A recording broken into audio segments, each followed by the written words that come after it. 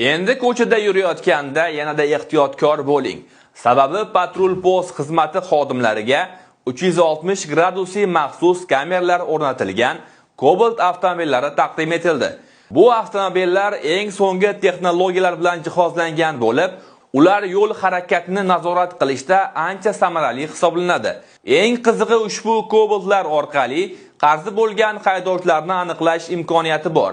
Ya'ni qarzi bor haydovchilar yo'lda to'xtatilsa, ularga tegishli choralar ko'rilishi mumkin. Bundan tashqari, to'xtash taqiqlangan joylarga qo'yilgan maxsus znaklar ham kuzatuvga olinadi.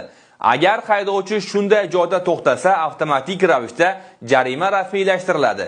Shu bois haydovchilarga tavsiya: yo'l harakati qoidalariga qat'iy rioya qiling.